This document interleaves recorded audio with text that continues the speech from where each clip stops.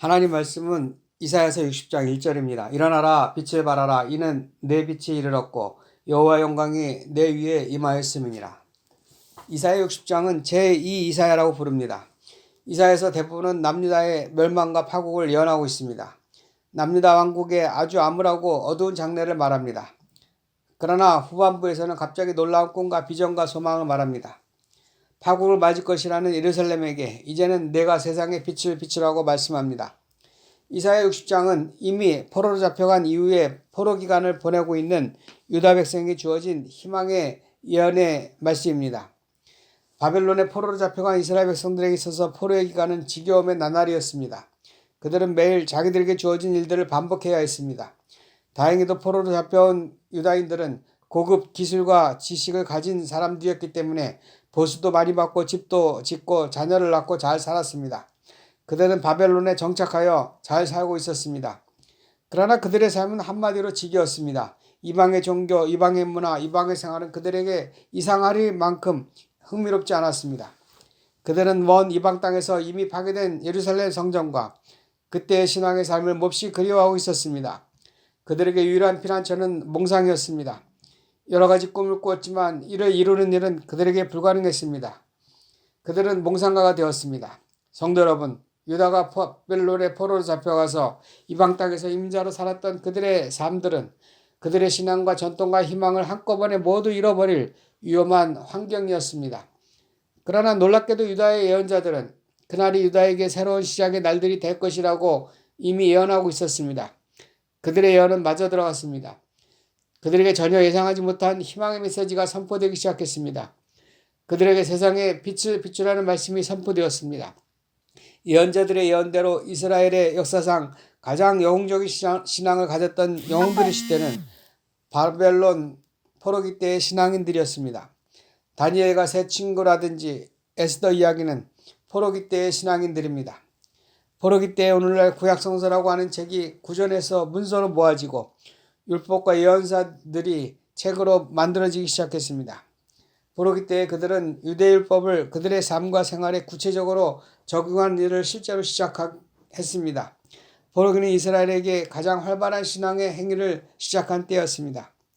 예언자들은 이러한 원동력의 원인이 이스라엘에게 하나님의 영이 임할 것이기 때문이라고 했습니다. 그들의 예언대로 하나님의 영이 유다의 신앙인들에게 임했던 것입니다. 지금 이 세상의 삶은 어떤 의미에서는 이스라엘이 바벨론의 포로로 살고 있던 삶과 다를 것이 전혀 없습니다. 이 세상은 우상 숭배로 가득합니다. 우상은 사람들을 모두 노예로 만듭니다. 돈의 노예로 만들고 쾌락의 노예로 만들고 권력의 노예로 만듭니다. 노예에게 즐거움이란 그나마 안락한 생활을 보장받는 것입니다. 그나마 안락한 생활들은 곧 지겨워집니다. 그러므로 쓸데없는 몽상이나 온갖 타락에 빠지는 것이 이 세상입니다. 세상에서의 모든 삶은 본질적으로 지겨울 수밖에 없습니다. 세상에서의 삶은 몽상에 빠지는 것일 수밖에 없습니다. 사는 것이 지겹다는 말은 사는 것이 귀찮다, 뭐든 오래 하기 싫다, 내가 하는 일이 사소하고 하찮게 여겨진다는 것입니다. 몽상에 빠진다는 것은 상상으로 도피한다, 상상으로 일한다, 즐거움을 만든다 그런 것입니다. 현실과다른 몽상의 세상을 가지는 것입니다. 이 세상의 포로요 노예처럼 사는 사람들에게 있어서 진실로 마주해야 할 현실은 지겨움과 헛된 몽상들입니다. 성도 여러분, 성도가 모든 지겨움이나 모든 몽상의 현실에서 벗어나는 길은 진정한 현실 속으로 들어가는 것입니다. 진정한 현실이란 열려진 세계, 열려진 가능성으로 들어가는 것을 말합니다. 진정한 현실이란 닫혀진 세계가 아니라 열려진 세계입니다. 참된 현실을 경험하는 것을 성경은 진리라고 표현합니다. 성경은 인류에게 참된 현실이란 하나님을 만나는 것이라 말합니다. 그러므로 성경에서 진리의 바른 의미는 현실 속에서 일하시는 하나님을 보는 것입니다. 예수님은 내가 곧 진리라고 했습니다. 나는 현실 속에서 하나님을 나타내 보이기 때문에 내가 진리라 하신 것입니다.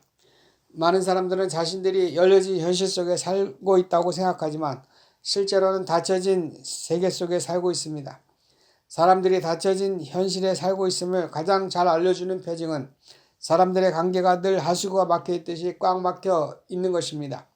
세상에서의 사람들의 관계의 특징은 단절과 어긋남과 서로에 대한 온갖 판단의 난무입니다. 사람들은 자기들이 가진 정보나 지식이나 경험이나 지위나 힘을 가지고 다른 사람들과 관계를 가집니다. 그러나 그 관계는 서로를 자유하게 하는 것이 아니라 판단하고 규정하고 억압합니다. 다른 사람들이 자기들의 이익이나 주장을 위한 대상이 되고 마는 것입니다. 이것은 모든 이들에게 마찬가지입니다. 진정한 현실을 만나는 것은 모든 선입견이나 편견을 버리는 것이요. 모든 고정된 생각이나 경험이나 주장들에 빠지지 않고 새로운 가능성을 보는 것입니다. 이런 의미에서 어린 아이들만이 참된 현실을 가질 수 있습니다. 예수님은 나는 진리요 생명이요 길이라고 하셨습니다. 내가 진리라고 하시면 나를 통해서 지금 하나님의 일하심을 볼 수 있다는 말씀입니다. 예수님은 나는 이 세상에 나타난 하나님의 아들이라고 말했습니다. 곧 너희들 눈앞에 나타나신 하나님이라고 말씀하셨습니다. 예수님은 나를 믿고 따르면 너희는 진리 안에 비단에 거한다고 하셨습니다. 너희가 하나님을 볼 것이라는 뜻입니다. 너희가 하나님의 일을 하게 될 것이라는 뜻입니다. 이사야서는 포로로 사는 이스라엘 백성들에게 일어나 빛을 발하라고 하였습니다. 이사야가 말하는 이 빛은 보이지 않는 빛입니다. 이 빛은 하나님의 생명을 말합니다. 포로로 잡혀온 이스라엘에게 빛을 비추라 함은 다소 생뚱맞는 일로 보입니다. 그들에게 빛을 발하라는 말은 그들에게 이 세상에 하나님의 생명을 주라는 말씀입니다. 그들의 일상에 사소하고 보잘것없는 단조롭고 지겨운 삶이 새 생명을 부여하고 만드는 삶이 되게 하라는 것입니다. 포로로 잡혀갔던 이스라엘 백성들은 정말로 빛을 발했습니다. 그들은 새 생명의 삶을 만들기 시작했습니다. 그들은 이방 땅에서 비로소 여호와 하나님 신앙을 가지고 살아가는 삶이 무엇인지를 드러내고 실천했습니다. 그들이 이방 땅에서 형제들과 서로 화합하고 서로 모였고 서로 하나 되었습니다. 그들이 이방 땅에서 조상들에게 내려왔던 신앙의 유산을 살아있는 유산으로 만들기 시작했습니다. 구약 성서의 책들과 율법서의 예언서들이 바로 이때에 모아지고 만들어졌습니다. 그들은 진실로 믿음을 가졌습니다. 그들은 자신들이 다시 예루살렘으로 돌아갈 것을 믿었고 이를 위해서 돌아갈 사람들을 모았고 많은 이들이 이미 자리 잡은 터전을 버리고 예루살렘으로 귀환하는 놀라운 일을 행했습니다. 그들은 예루살렘에 와서 예루살렘 성전을 다시 세우는 일을 시작했습니다. 이스라엘은 포로기 때만큼 빛나는 신앙을 드러낸 적이 없습니다.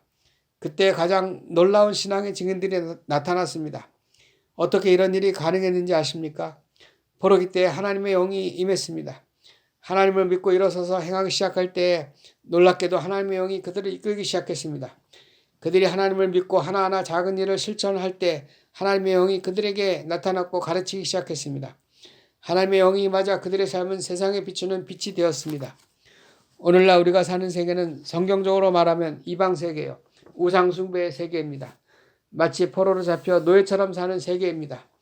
그러나 이 세상은 비록 노예처럼 살아도 아주 매력적이고 안락하고 풍요롭고 즐거움이 가득한 세계이기도 합니다. 인류 역사상 이 세상이 이렇게 매력적인 모습을 가진 적도 없었습니다. 지난해 기생충이라는 영화가 아카데미 작품상을 받으면서 세계의 사람들에게 큰 사랑을 받았습니다. 그런데 어느 평론가가 다음과 같은 놀라운 평론을 했습니다. 그는 기생충이라는 영화에서 진짜 기생충이 누구냐고 물었습니다. 가난하고 찌질하고 부도덕해 보이는 지하방에서 사는 사람들이 기생충이 아니라는 것입니다. 오히려 호화롭고 풍요롭고 화려하게 사는 소수의 부유층이 진실로 기생충이라는 것입니다. 기생충은 오늘날 이 세계 현실을 아주 잘 보여줍니다. 그 결말에는 답이 없습니다. 갑자기 무너지고 헤어진 가족들이 다시 만날 것을 기약하며 이를 가는 것뿐입니다. 여기 어떠한 희망도 보이지 않습니다. 지겨움의 세계여 몽상의 세계 속으로 다시 들어가는 것입니다. 성도의 삶은 이런 세상 속에서 영적인 삶을 시작하는 것입니다. 영적인 삶이란 성령의 영향력 아래 사는 것을 말합니다. 성령은 우리를 현실의 세계 속으로 들어가게 합니다. 열려진 세계로 들어가게 합니다. 진정한 소통의 세계로 들어가게 합니다. 소통이란 내 이야기를 말하는 것이 아닙니다. 소통이란 다른 사람의 이야기를 진실로 듣는 것입니다. 소통을 통해서 우리는 오늘의 현실 세계에 하나님의 은혜와 긍휼과 인내와 하나님의 심판과 구원이 진실로 필요함을 깨닫게 됩니다. 하나님의 영은 세상에 사는 우리에게 나를 믿고 일어나라고 하십니다. 몽상에서 일어나라 하십니다. 지겨움에서 일어나라 하십니다. 현실의 문을 활짝 열라고 하십니다. 성도 여러분, 이래야 한다 저래야 한다는 모든 판단이나 선입견을 버리게 하는 것이 성령이십니다. 성령은 우리의 보는 시각을 근본적으로 바꾸어 주십니다. 다르게 보게 합니다. Sing Again이라는 프로에서 이승윤이라는 가수가 기존의 유명한 노래들을 편곡해서 불렀는데 귀에 쏙쏙 들어와 놀랐습니다. 우리가 잘하는 것을 다시 새롭게 바꾼 것입니다. 영적인 삶도 마찬가지입니다. 우리가 지금 해오던 것에 새로운 것이 들어가는 것입니다. 이전의 법칙이 해체되고 새로운 것이 들어오는 것입니다. 거기에 이해와 긍휼과 사랑과 인내와 소망과 소통과 고독과 같은 것들이 들어가는 것입니다. 성도는 하나님의 영이 같이 하는 사람들입니다. 그러므로 하나님의 영으로 살면 그의 일상의 삶에 생명이 들어옵니다. 그의 삶은 거룩해집니다. 아름다워집니다. 현실이 다르게 보입니다. 성령은 이 세상의 지겨움과 몽상에서 벗어나게 하십니다. 그분의 말씀을 듣고 행할 때 현실은 전혀 다르게 보입니다. 우리는 다른 일을 하게 될 것입니다. 성령이 계십니다. 일어나 빛을 발하십시오. 일어나서 당장 해야 할 일을 시작하십시오. 작은 일을 시작하십시오. 그러면 성령께서 이끄실 것입니다. 빛을 발하게 하실 것입니다. 지겨운 일이 새로운 일이 될 것입니다. 몽상이 현실이 될 것입니다. 주님의 영으로 빛을 발하시기를 축원합니다. 아멘.